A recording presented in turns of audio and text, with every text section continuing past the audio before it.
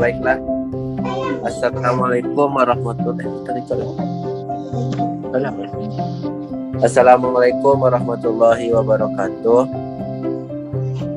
Waalaikumsalam warahmatullahi wabarakatuh. Baiklah teman-teman, di sini kami dari kelompok akan menjelaskan tentang pendekatan proses kelompok. Sebelum kita masuk kepada materi, alangkah lebih baik jika kami memperkenalkan diri terlebih dahulu. Saya sendiri, Nazil Khalis, sebagai moderator sekaligus pemateri, dan teman saya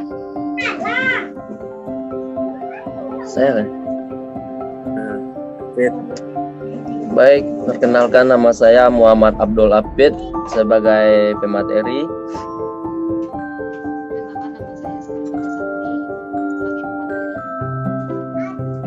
Baiklah, langsung saja kita masuk kepada materi pertama yang akan dijelaskan oleh saudara Apid. Baik, saudara Apid dipersilakan. Baik, terima kasih kepada moderator.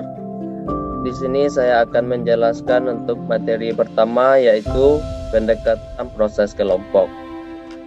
Pendekatan proses kelompok atau group process approach disebut juga pendekatan sosio-psikologis yang merupakan pendekatan yang mengutamakan pengaturan dan pengoptimalan interaksi antar peserta didik dalam suatu kegiatan kelompok untuk mencapai tujuan pembelajaran sehingga proses belajar mengajar dapat berjalan secara efektif dan efisien. Pendekatan ini dipilih berdasarkan prinsip psikologi sosial dan dinamika kelompok.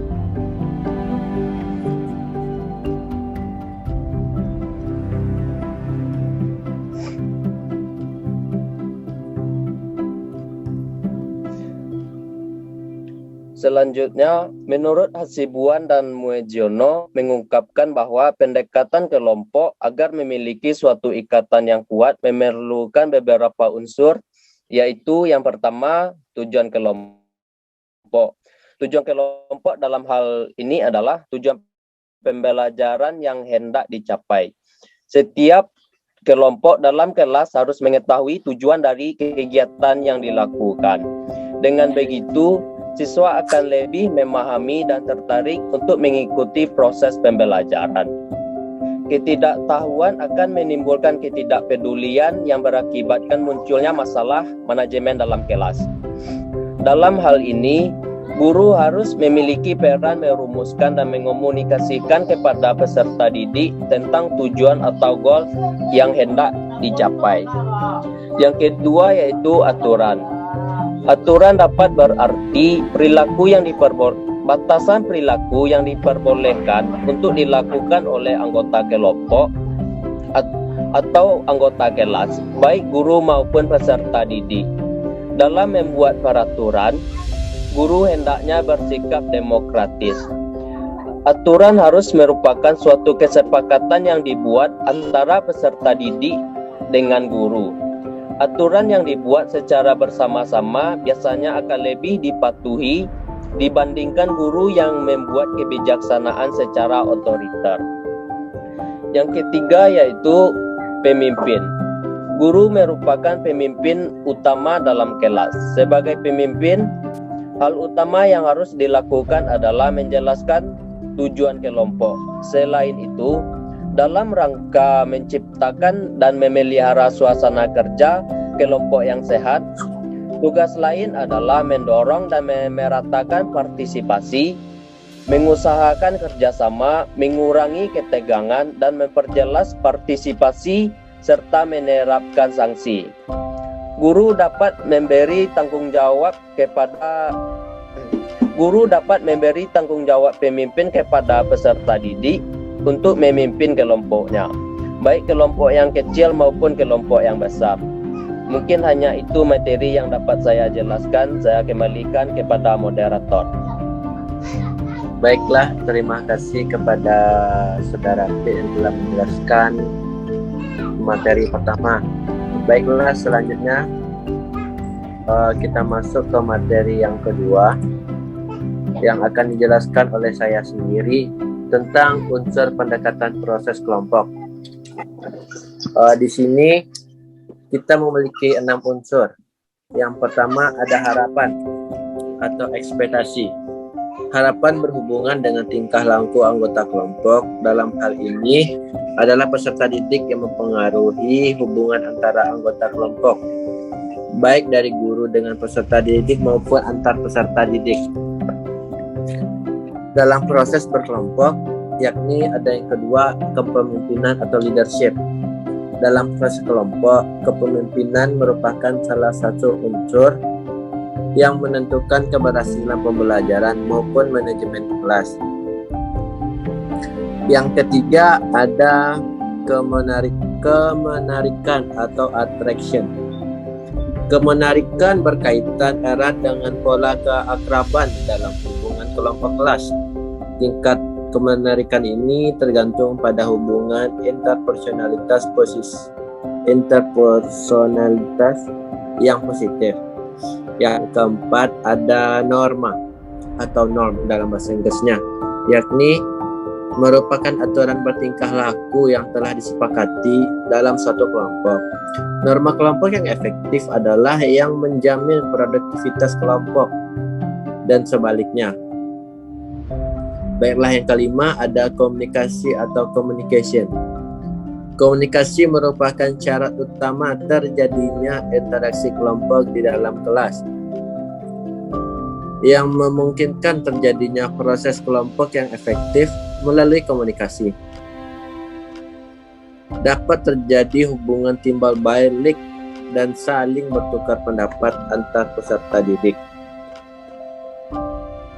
Dan yang keenam atau yang terakhir dari unsur pendekatan proses kelompok yakni keeratan atau cohesiveness. Keeratan dalam proses kelompok dipengaruhi oleh beberapa hal, antara lain adanya peserta yang perasaan suka dan nyaman dengan anggota kelompoknya, minat yang besar terhadap pembelajaran, dan adanya penghargaan terhadap perannya dalam kelompok. Mungkin itu penjelasan mengenai unsur pendekatan proses kelompok.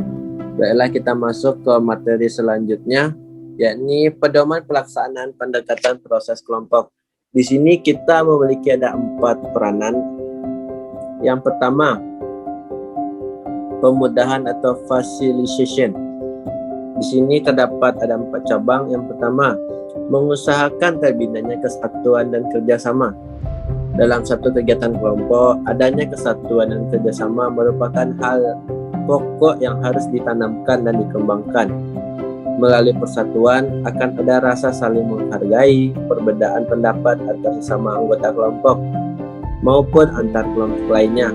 Selain itu, kerjasama yang baik dan terorganisasi menjadi faktor penentu keberhasilan kegiatan kelompok.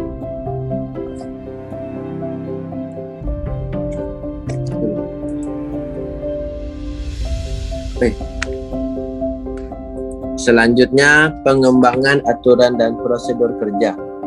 Dalam pendekatan proses kelompok, aturan dibuat melalui persetujuan bersama seluruh anggota kelompok kelas. Sedangkan dalam menentukan prosedur kerjasama, guru hendaknya memberikan pengertian yang mudah dipahami kepada peserta didik. Ini sebagai langkah agar aturan dan prosedur yang telah ditetapkan dapat terus ditaati oleh peserta didik tersebut. Yang ketiga atau yang C, menerapkan cara-cara pemecahan masalah. Menerapkan cara-cara pemecahan masalah dilakukan dengan cara yang hampir sama dengan pemecahan masalah pada umumnya. Langkah yang dilakukan meliputi identifikasi masalah, menganalisis masalah, mencari dan mempertimbangkan alternatif pemecahan masalah, masalah penilaian hasil dan umpan balik. Dan terakhir yaitu dari bagian pemudahan, yakni menyesuaikan pola tingkah laku kelompok yang selama ini ada di dalam kelompok kelas. Di sini maksudnya adalah menyesuaikan pola tingkah laku kelompok agar tetap sesuai dengan tujuan pembelajaran, bukan merupakan hal yang mudah. Itu karena setiap kelompok telah memiliki polanya tersendiri. Terlebih lagi, jika kelompok tersebut juga merupakan kelompok di luar kelas yang kedudukannya sulit untuk diubah, Maka pengubahan pola tingkah laku kelompok ini dapat dilakukan dengan melakukan pendekatan yang berencana dan terencana sebelumnya. Mungkin hanya itu materi dari saya. Selanjutnya materi terakhir atau materi yang terakhir yang akan disampaikan oleh teman saya Sekar. Kepada Sekar disilahkan.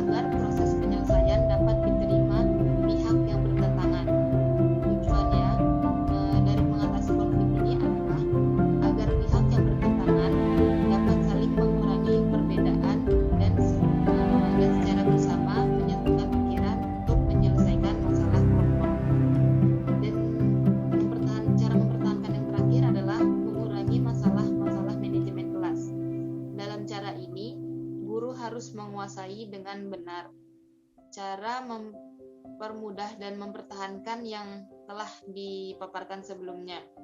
Tujuan dari pendekatan proses kelompok sendiri adalah menciptakan kondisi yang optimal dengan mengurangi kemungkinan munculnya masalah-masalah manajemen kelas. Mengurangi masalah manajemen kelas ini bisa dilakukan baik dalam dimensi preventif maupun dimensi kuratif. Sebab manajemen kelas harus terus dilaksanakan selama proses pembelajaran. Next.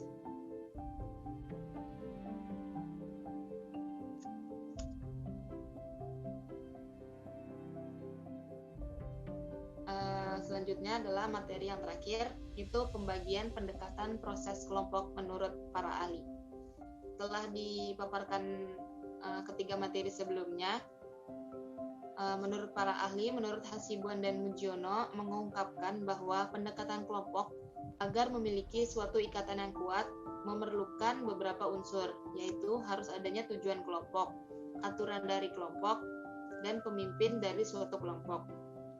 Yang kedua, menurut Louis V. dan Johnson, Mary Ebeni dalam bukunya Mulyadi tahun 2009 menggolongkan manajemen kelas melalui pendekatan proses kelompok menjadi dua jenis, yaitu ada pemudahan atau facilitation dan mempertahankan atau main essence. Dan yang terakhir, menurut Richard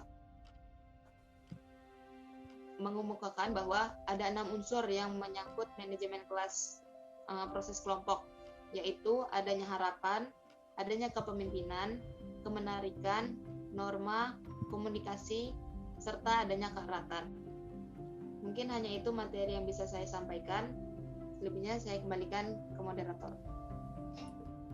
Terima kasih kepada Saudari Sekar. Mungkin dengan berakhirnya materi dari Sekar, maka berakhir juga materi dari kelompok kami. Terlebih dan terkurang dari presentasi kami ini, kami mohon maaf sebesar-besarnya. Akhir wakalam, kami pamit undur diri. Assalamualaikum warahmatullahi wabarakatuh.